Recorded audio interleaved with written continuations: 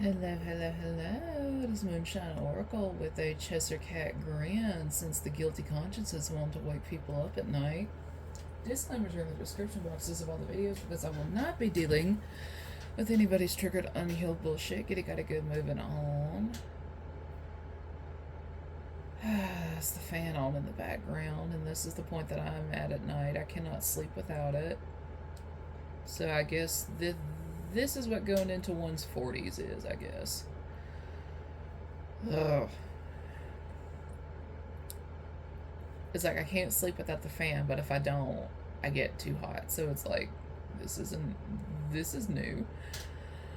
A little annoying, but it's new, right?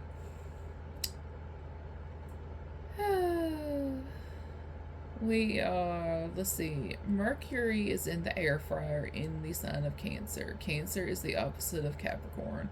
I can't remember what all is in the sign of Capricorn at this time, but like there's just a lot of people in this like emotional energy at the moment. Like it's giving crybaby, if you will. And my thing is, Mercury in the air fryer is in water placements all this year, and it's like, my god, when this fucker goes into Scorpio, it's gonna be a doozy, right? One of the things I truly cannot stand is everybody who failed a lesson with you. They fumbled you somehow. That energy always circles back around.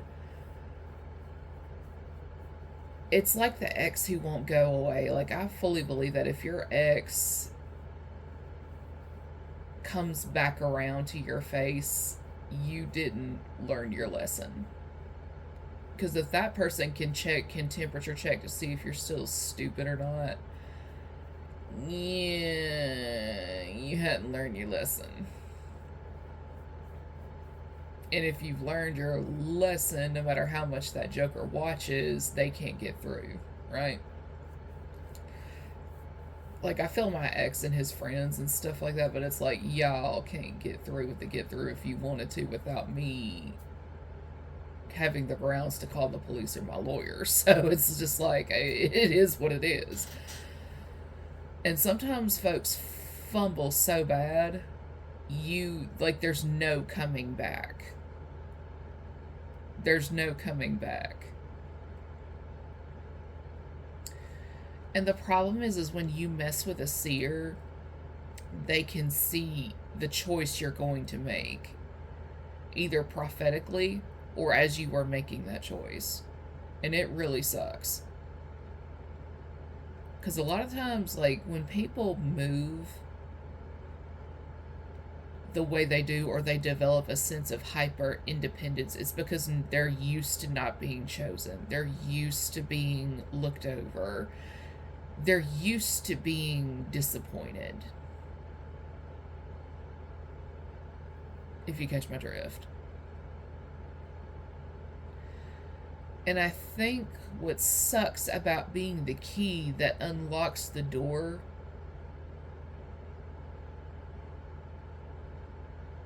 if you will, is you will not be presented in opulent packaging. You will be presented in a very humble format. A format that often gets you overlooked, and it sucks.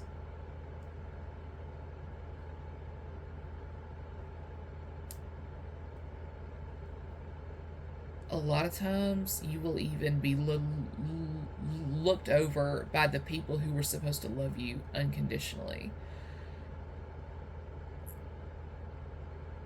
Right down to your soulmate and counterpart. I mean, it is what it is.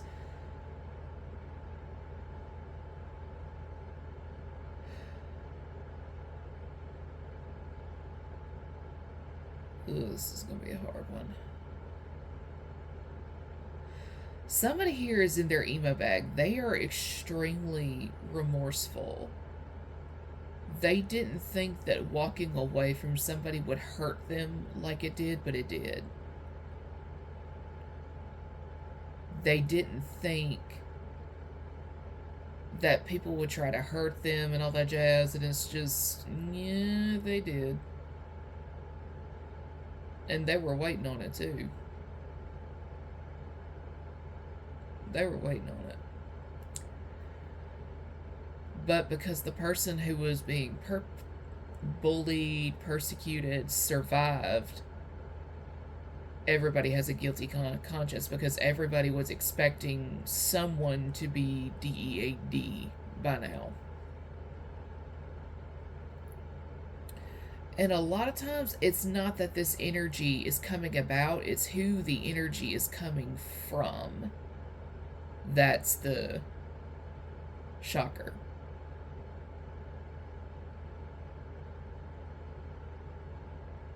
Somebody here was portrayed as DEAD to somebody, and that clearly, as time and research have shown, is not the case.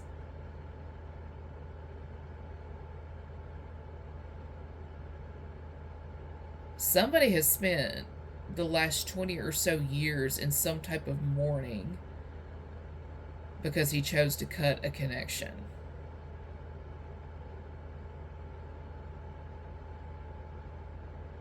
That cut almost cost the woman he chose to separate from her life.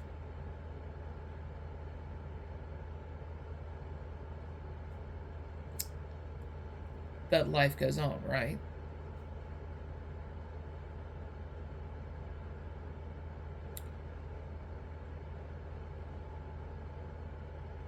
Like, how do I word this? Like, the energy's there, but it's like, how do I word this?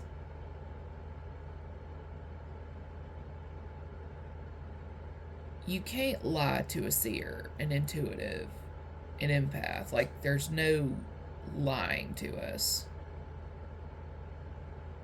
Because whoever this is, they are just like in a deep state of regret. And that's the thing I hate about Mercury in the air fryer. It's always remorse over past actions, and believe it or not everybody is remorseful. They are perfectly fine with the decisions they made. And again, back to the concept of learning your lessons. Paying your karmic debt. Like a lot of people who have a debt to pay, or they know they owe a person, it's often accompanied with that of a guilty conscience.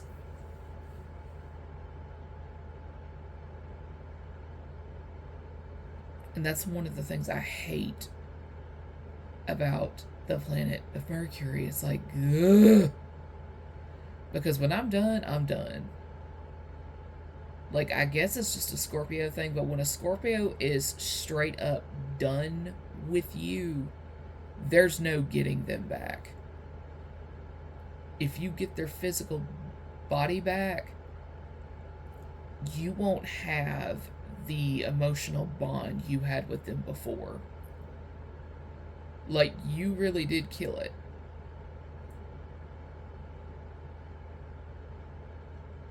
You really did kill it.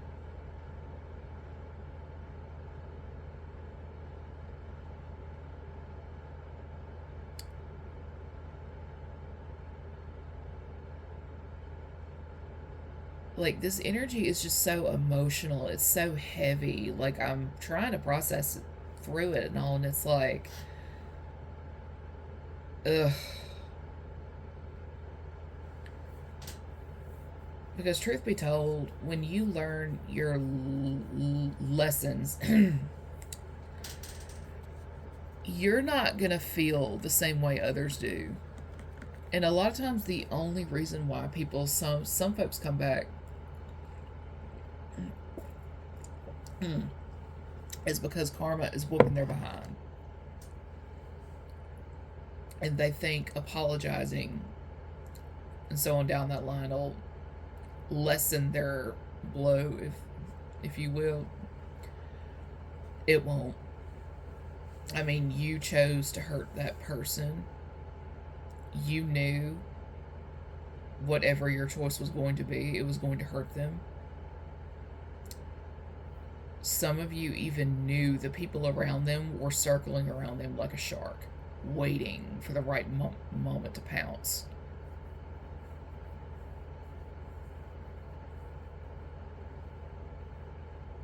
Someone knowingly abandoned their counterpart, knowing that people would do their damnedest to hurt them.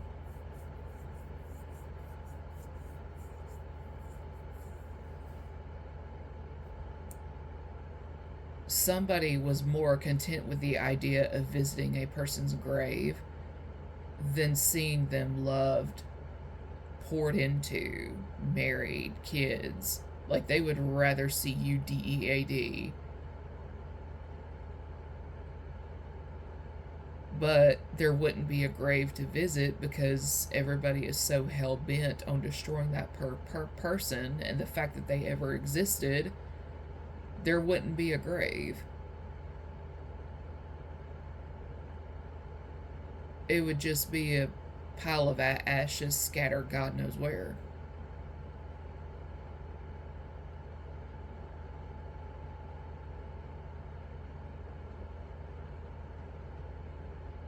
I mean, it is what it is.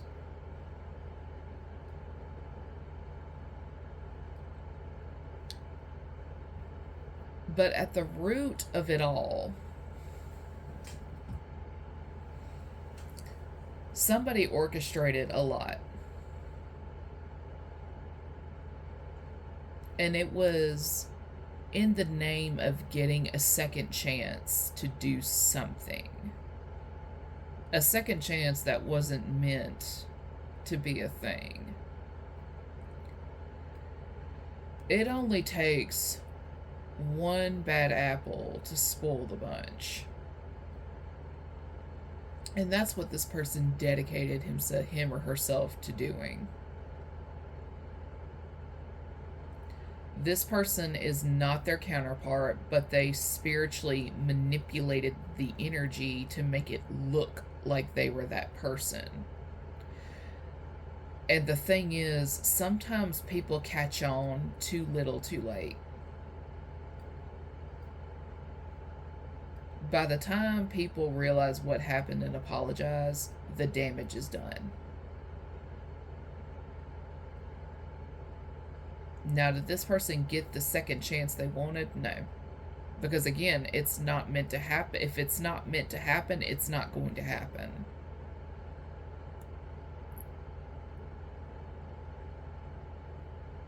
This person could be resorting to working with the moon, and I don't advise doing that anymore, because like it's the same death spells over and over and over and over and over again, and it's getting on my nerves, because somebody here to get like, this is a person who knows how to manipulate. It's definitely a man. It's not all men, but it's always a man somewhere in the equation. And it's just, I'm so over the shit. They did not file fake documents with the courts, but what they did do was fabricate evidence, a marriage license, a divorce decree, fake text messages and all that jazz, because I mean, it looks, to the untrained eye, this looks insanely credible, but to the trained eye and the document analysts like myself and all that, was like, we can take a look at this stuff and like, this is bullshit. This is bullshit, right? So it's a matter of finding practitioners and readers with untrained eyes in that regard.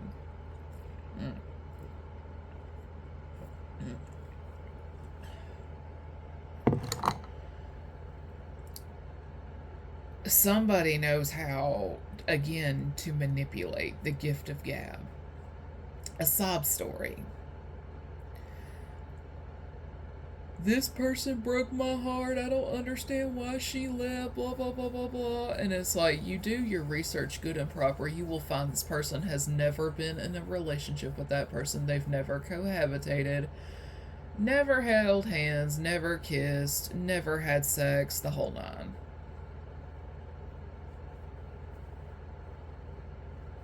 This person was paying for a lot of love spells and hope, and you would just be so desperate for them. This person wanted you to call first. This is a man that likes to be given princess treatment and all that jazz, and it's like, but still be seen as the man, and it's like, Jesus Christ.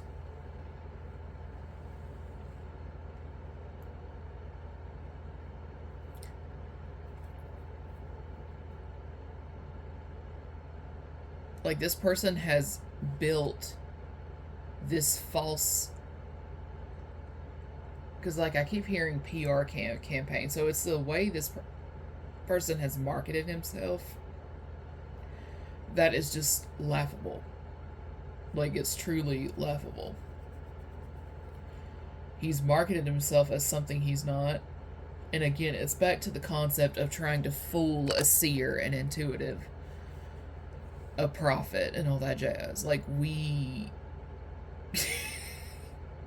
will always sense you coming. We will always sense you trying to play in our energy, play in our face, play with our name, play with our reputation, and stuff like that. And it's like, you may win a few battles, but you're not going to win the war, because when you got to practice, when you manage to successfully fool not just one practitioner, but practitioners, and that magic comes back, ooh, they gonna be mad at you.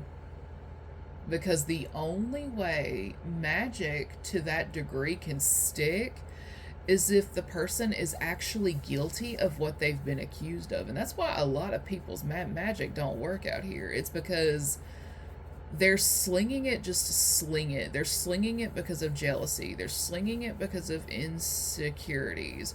They're slinging it because of envy and everything else under the sun. Or they just plan to be a destiny thief altogether. And I mean, it's just, again, in order for a curse to stick, the person has to actually be guilty.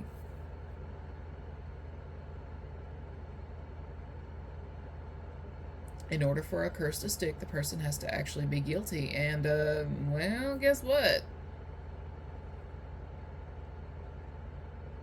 Who has the guilty conscience? Who is the one up at all hours of the night, pacing back and forth, back and forth?